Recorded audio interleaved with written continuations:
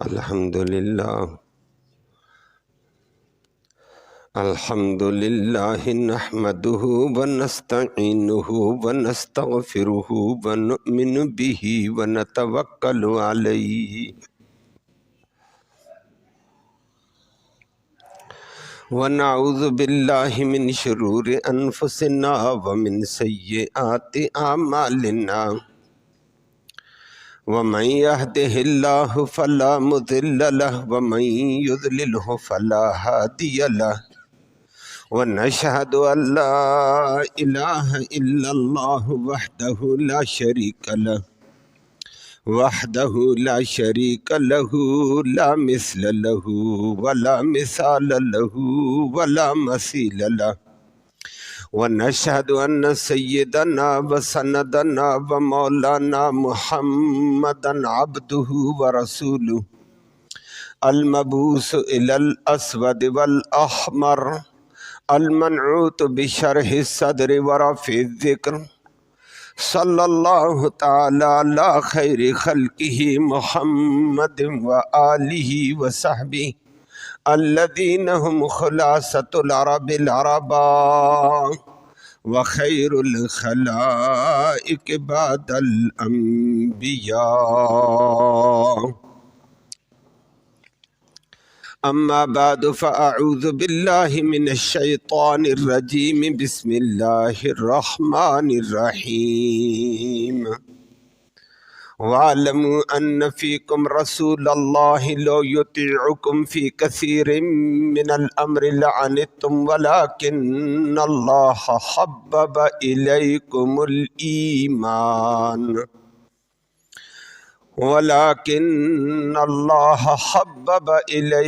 الْإِيمَانَ وَزَيَّنَهُ فِي قُلُوبِكُمْ وَكَرَّهَ إِلَيْكُمُ الْكُفْرَ وَالْفُسُوقَ وَالْعِصْيَانَ أُولَئِكَ هُمُ الرَّاشِدُونَ۔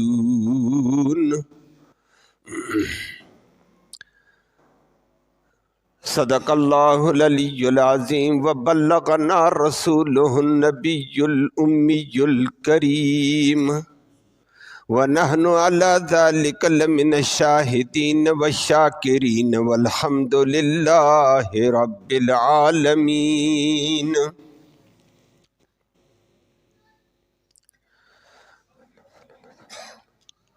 قابل ست تکریم و ست تعظیم معزز بزرگوں اور نوجوان بھائیوں، قرآن مقدس کی آیت کریمہ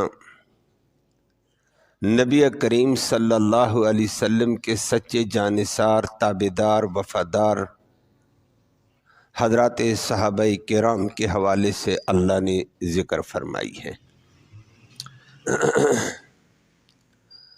اور اسی ضمن میں امت مسلمہ کو رہنمائی کی ہے، تم ان سچے تابعدار وفادار صحابہ کرام کے پیروکار بن جاؤ، تم بھی بلندیوں پہ چلے جاؤ گے۔ اللہ ہمیں ان سچے لوگوں کی تابعداری نصیب فرمائے، صحیح پیروکاری نصیب فرمائے۔ گزشتہ سے پیوستہ جمعے میں صحابہ کرام کے حوالے سے پھر صحابہ کرام سارے رشد و ہدایت کے تابندہ ستارے ہیں، جو بھی ایمان کی حالت میں رسول اللہ صلی اللہ علیہ وسلم کی عقیدت و محبت میں زیارت کر گیا اور نبی کے سامنے دو زانو تلمذ شاگردگی کے اختیار کر گیا، اسی ایمان پر اس کی موت آ گئی، یہ اسے صحابی کہہ دیتے ہیں۔ یہ عظمتوں والا انسان، اس پر جہنم کی آگ حرام ہو جاتی ہے۔ چاہے ایک لمحے کے لیے بھی کسی صحابی کو ایمان نبی پر لا کر، نبی پر اعتماد کر کے، محبت کر کے نبی کی زیارت نصیب ہوگی، اسی زیارت پر اس کو موت نصیب ہوئی، پھر ایمان پر وہ ایک لمحے کے لیے نبی سے جڑ گیا، وہ صحابی بن گیا، اس پر جہنم کی آگ حرام۔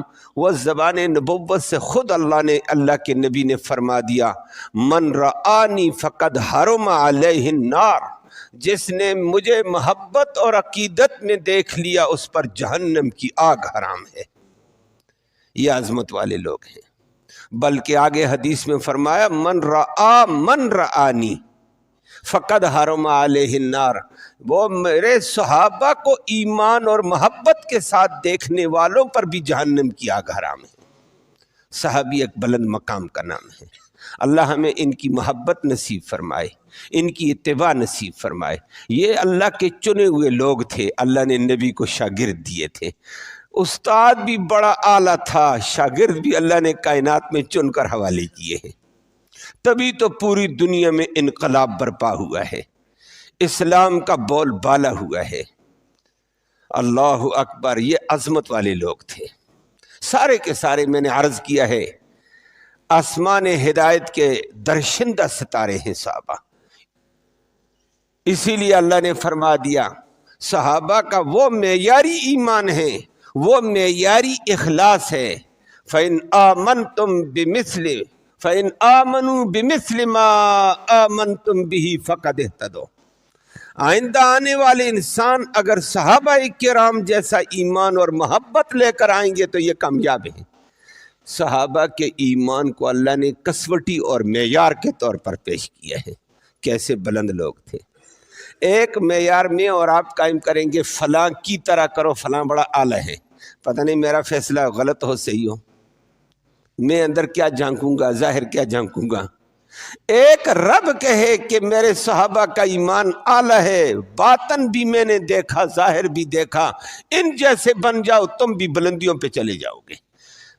اللہ جس کو معیار قرار دے وہ کتنے بلند لوگ ہوں گے، کتنے عظمت والے لوگ ہوں گے۔ ان عظمت والے لوگوں میں سے ایک کا تذکرہ آپ کے سامنے ہوا تھا، حضرت امیر معاویہ رضی اللہ عنہ کا۔ کوئی دنیا میں اس کا بغض پایا جاتا ہے، شیطان اور شیطانی طبقے نے بغض ڈالا اور سنی بھی سن ہو کر بکواس میں آ جاتا ہے۔ اللہ ہمیں اس سے محفوظ فرمائے۔ امیر معاویہ رضی اللہ تعالیٰ عنہ جلیل القدر صحابہ کرام میں ہے، جو نبی کریم صلی اللہ علیہ وسلم کا شاگرد بھی بنا اور 2-3 سال تک نبی کے پاس پڑھتا رہا، نبی کا خادم بھی بنا۔ تیسری بات ہے نبی کا کاتب بھی بنا، وہی آئی لکھتا چلا گیا۔ یہ عظمت بھی امیر معاویہ کو کمال قسم کی حاصل تھی، کاتب وہی، یہ بھی عظمت تھی۔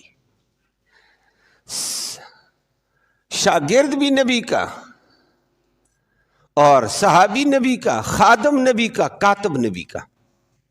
اللہ نے اخلاص سے جڑنے والے اس عظیم انسان کو بڑی عظمتیں دی تھی۔ میں نے ذکر کیا نبی نے فرمایا میری امت کا سب سے بڑا بردبار حلم اگر دیکھو تو معاویہ میں ہے، اور دنیا کا واحد حکمران آیا ہے اسلامی دنیا کا جس نے 40 سال تک حکومت کی اور آدھی دنیا سے زائد دنیا پر کی ہے۔ ابھی تک ایسا حکمران نہیں آیا جس نے اتنی دنیا فتح کر کے اسلامی پرچم لہرایا ہو۔ اسی حوالے سے 1-2 حدیث عرض کرنے لگا ہوں۔ ام حرام بنت ملحان رضی اللہ تعالیٰ عنہ کی روایت تمام حدیث کی کتابوں میں موجود ہے، اور اس سے بڑے مسائل بھی نکلتے ہیں۔ امام بخاری نے جگہ جگہ مسائل کے استنباط کے لیے اس روایت کو لایا ہے۔ ام حرام بنت ملحان رضی اللہ تعالیٰ عنہ فرماتی ہیں نبی باہر سے دین کی خدمت کرتے ہوئے، آبیاری کرتے ہوئے واپس آئے، دوپہر کا وقت میرے گھر میں، مدینہ سے باہر ان کا گھر تھا، وہاں رکے۔ تو نبی جس گھر میں آ جائیں بڑی سعادت ہے، اور نبی ان بعض گھروں میں جاتے تھے، لوگوں کا اخلاص ہوتا تھا، لوگ خوش ہوتے تھے، خدمت کو سعادت سمجھتے تھے، نبی کے آنے کو سعادت سمجھتے تھے۔ ایسے گھروں میں جانا بھی چاہیے، عقیق محبت کا تقاضا ہے۔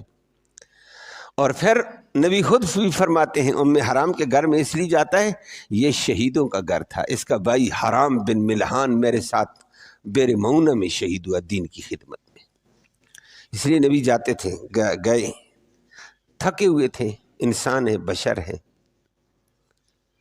تو ام حرام کہتی ہے میں نے کچھ خدمت کی، جو تھوڑا بہت کھانا تھا پانی دیا، نبی ایک چٹائی تھی اسی پر لیٹنے لگے، میں نے سرانہ پیش کر دیا جو گھر میں تھا، لیٹ گئے۔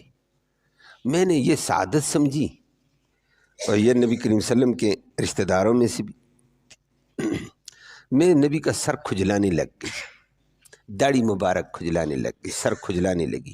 نبی سو گئے، سوئے اچانک میں پاس تھی، پسینہ نبی کا بھی خوشبودار ہوتا تھا۔ پسینہ آتا تھا تو جو صحابی یا صحابیہ پاس ہوتی یا نبی کی بیوی، وہ پسینے کو نیچے زمین پہ نہیں لگنے دیتے، شیشی لے کر بیٹھ جاتے تھے، شیشی میں لے لیتے تھے، وہ بڑی اس میں مہک ہوتی تھی، خوشبو ایسی ہوتی تھی، دنیا کی ایسی خوشبو کوئی بھی نہیں تھی۔ یہ الگ بات ہے، اس پہ نہیں جاتے ہیں اس وقت۔ تو ام حرام بھی بیٹھی ہوئی ہیں، وہ فرماتی ہیں نبی کریم صلی اللہ علیہ وسلم جاگ گئے۔ فَإِذَا اسْتَيْقَظَتْ يَتَبَسَّمُ، نبی جب جاگے اور مسکرا رہے ہیں، دانتوں سے نور کی کرنیں پھوٹ رہی ہیں، خوشی سے چہرہ چمک رہا ہے، اٹھ کر بیٹھ گئے۔ میں نے عرض کیا ہے اضحک اللہ سنک یا رسول اللہ ما یضحکک الان، یہ اعلان میں نے کہہ دیا ہے۔ پہلی بات کی اللہ آپ کے دانتوں کو ہمیشہ مسکرائے رکھے، اللہ آپ کو تر و تازہ رکھے، لیکن یہ بتاؤ اللہ کے نبی اس وقت آپ کیوں مسکرائے ہیں؟ سوئی اٹھے اور مسکرا رہے ہیں۔ تو نبی کریم صلی اللہ علیہ وسلم نے فرمایا اللہ اکبر، فرمایا میں نے دیکھا، اللہ نے مجھے دکھایا، تو میں نے اول جیش یغزو فی البحر، میری امت میں سے ایک ایسا طبقہ اللہ نے مجھے دکھایا، اول جیش من امتی یغزو البحر فی وسط البحر، اور ایک روایت میں فی سبج البحر کأنہم الملوک علی الاسرہ، فرمایا مجھے اللہ نے دکھایا ہے، میں دین سے تھک کر آیا تھا، آ کر لیٹا، اور وہ کرموں والا پیشن گوئیوں تو دیتا ہے پھر، تو فرمایا اللہ نے میری امت کا ایک طبقہ مجھے دکھایا جو بر تو بر بحر پر بھی موجوں سے کھیلتا ہوا جا رہا تھا میرے دین کی ابیاری کرتے ہوئے، اور اول جیشن یغزو فی البحر، یہ میری امت کا پہلا لشکر ہے جو سمندر میں اتر کر سمندر سے ٹکرا رہا ہے، فی سبج البحر، سمندر کے وسط میں موجوں سے کھیلتا ہوا جاتا، لیکن یقین، توکل، ایمان، بھروسہ اللہ پر ایسے کأنہم الملوک علی الاسرہ، جیسے بادشاہ تحت پر بیٹھا ہوا ہے مطمئن، میرے صحابہ سمندر کی موجوں سے مطمئن کھیل رہے تھے اور دین کو آگے لے کر جا رہے تھے۔ اللہ نے مجھے دکھا دیا کہ پیغمبر پریشان مت ہونا، اللہ امت میں ایسا طبقہ پیدا کرے گا دین کو پھیلا کے رکھ دے گا، آپ کی محنت رائے گاہ نہیں ہے، آپ رات کو بھی دن کو بھی تڑپتے ہیں، دھوپ میں تڑپتے ہیں، دین عام ہو جائے، دین پھیل جائے۔ فرمایا یہ صحابہ تیرے شاگرد بر تو بر بحر میں بھی جائیں گے۔ تو میں نے کہا، اور ساتھ ساتھ نبی نے فرمایا وَقَدْ وَجَبَتْ لَهُمُ الْجَنَّةُ، اور مجھے اللہ نے یہ بھی بتایا ان کے لیے جنت واجب ہے۔ یہ زبان نبوت کا سرٹیفکیٹ ہے، عام آدمی کا نہیں ہے، عام آدمی کی باتوں کا اعتبار نہیں ہوتا ہے۔ فرمایا جنت واجب ہے۔ ام حرام کہتی ہیں رضی اللہ تعالیٰ عنہ، میں نے عرض کیا یا رسول اللہ ادعو اللہ ان یجعلنی منہا، میرے لیے دعا کرے مجھے اللہ اس طبقے میں شمار فرمائے، میں بھی اس طبقے میں رہوں۔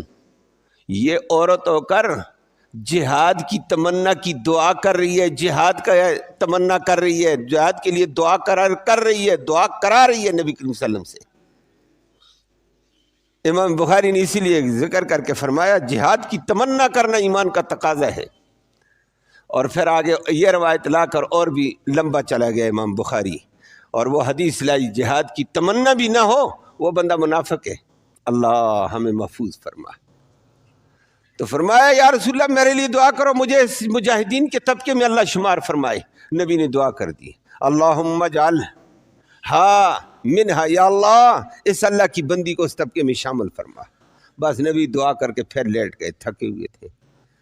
تھوڑی دیر کے بعد نبی کریم صلی اللہ علیہ وسلم دوبارہ مسکراتے ہوئے اٹھے، اور پھر ام حرام بنت ملحان نے عرض کیا یا رسول اللہ ما اضحکک اللہ، آپ کو اللہ نے ہنسایا ہے، کس چیز کی وجہ سے ہنسایا؟ یضحک اللہ، اللہ آپ کو ہمیشہ مسکرائے رکھے، کیوں ہنسے ہیں؟ نبی کریم صلی اللہ علیہ وسلم نے دوبارہ فرمایا کہ مجھے اللہ نے دکھایا ہوا جیشن یغزو فی البحر، میری امت کے ایک طبقہ سمندر سے کھیلتا ہوا سمندر کی موجوں میں جائے گا اور دین کو عام کر دے گا، اور دین سمندر پار طبقے کو دین اور کی باتیں کرے گا۔ فرمایا وَهُوَ مغفور لَهُمْ، لیکن وہ طبقہ اللہ اس کی بخشش فرمائے گا۔ اس کے لیے بخشش کی دعا کی ہے اور بخشش کی پیشن گوئی دی ہے۔ نبی کریم صلی اللہ علیہ وسلم کی زبان نبوت سے وہ اس عورت نے دوبارہ کہا یا رسول اللہ مجھے میرے لیے دعا کرو، اللہ مجھے ان میں شمار فرمائے۔ فرمایا لا انت من الاولین، تو پہلے طبقے میں شامل ہو گئی، اس میں نہیں ہے تو۔ یہ نبی کی سچے نبی کی سچی پیشن گوئی، سچے نبی کی سچی زبان ہے۔ اللہ کا کرنا نبی کریم صلی اللہ علیہ وسلم کی یہ پیشن گوئی پھر سچی ثابت ہوئی ہے۔ اللہ اکبر، اور سچی ثابت ہوئی ہے ٹھیک 28 ہجری کو۔ عثمان بن عفان کا اوپر کا حساب ہے، یہ بچے تنگ کر رہے ہیں جی۔ 28 ہجری کو، بس چھوڑ دو اس کو، آواز آ گئی ہوگی۔ 28 ہجری کو نبی کریم صلی اللہ علیہ وسلم کی دنیا رحلت کے بعد 11 ہجری کو نبی کریم صلی اللہ علیہ وسلم دنیا سے تشریف لے گئے۔ 28 ہجری عثمان بن عفان کا دور حکومت تھا، اور امیر معاویہ نے بار بار عثمان بن عفان سے اجازت مانگی ہے کہ بر کے علاقے ہم نے فتح کر دیے ہیں، مجھے اجازت دے دو، میں سمندر میں بیڑی بیڑا بنا کر مجاہدین کو اتارتا ہوں۔ بار بار مانگا، بار بار، بالآخر حضرت عثمان نے اجازت دے دی۔ عثمان نے اجازت دی، حضرت امیر معاویہ نے اس اجازت کے اوپر اسلامی دنیا کا، اسلام کا پہلا بیڑی بیڑا تیار کیا ہے۔ اس وقت کے یہ روم یورپ کے بیڑی بیڑے سمندر میں تھے، لیکن امیر معاویہ نے جو بیڑی بیڑا تیار کیا 3 منزلہ تھا۔ ایک میں نیچے اپنے گھوڑے رکھے، اوپر کھانے پینے کا ساز و سامان اوپر مجاہدین رکھے، اور اس کی چھت کے اوپر اتنا بیڑی بیڑا بڑا تھا 500 کشتیاں اوپر چھت پہ کھڑی کر دی ہیں۔ کشتی چھوٹی ہوتی، بیڑی بیڑا بڑا ہوتا ہے۔ اور وجہ کیا تھی کہ ضرورت آئی گی سمندر کے اندر کشتی ادھر لے جائیں گے، کشتی ادھر، 500 کشتیاں تھیں۔ یہ کتنا بڑا بیڑی بیڑا تھا۔ اور جب بیڑی بیڑے کے اندر مجاہدین کو لے کر امیر معاویہ سمندر میں اترا، یورپ کانپنے لگا اس وقت، روم۔ اس نے کہا اللہ اکبر، اسلام اتنی بڑی قوت کا نام ہے جس کے سامنے، بیڑی بیڑے کے سامنے میرے بیڑی بیڑے صفر ہو چکے ہیں۔ اور مجاہدین نے سمندر کے اندر یورپ سے جنگ لڑی، اور یورپ سے پہلے جنگ لڑنے والا بحری فوج کا کمانڈر امیر معاویہ تھا۔ سب سے پہلے بحری فوج بنانے والا اور بحری فوج کا کمانڈر بننے والا امیر معاویہ ہے۔ اسلام کے اندر سب سے پہلے بحری بیڑا تیار کر کے اتارنے والا سمندر میں امیر معاویہ ہے، اور اسی کے لیے وہ پیشن گوئی محمد الرسول اللہ صلی اللہ علیہ وسلم نے دی تھی کہ یہ میری امت کا پہلا طبقہ جو سمندر میں اترے گا، ان کے لیے جنت واجب۔ ان میں سارے صحابہ ہی تھے، اور صحابہ کے لیے تو جنت ہے، وہ میں نے ابتدا میں ذکر کیا، ان کے لیے تو جہنم حرام ہے۔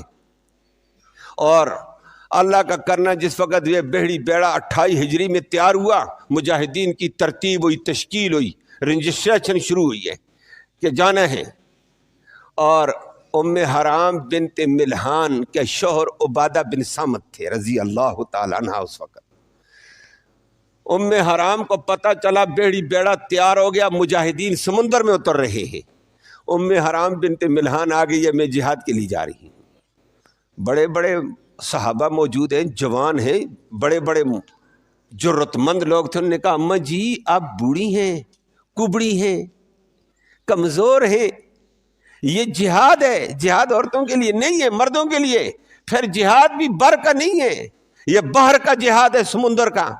समुंदर में कोई मर्द ही उतरेगा, औरत, फिर बूढ़ी, कमजोर, कुबड़ी कमर। अम्मा जी ने कहा बात सुनो, मैंने सच्चे नबी की सच्ची जबान से यह हदीस सुनी है और मैंने नबी से दुआ कराई थी कि अल्लाह मुझे इसमें शामिल करे। हदीस सुनाई, सहाबा रो गए। उसने कहा अम्मा जी आ जा हमारे साथ।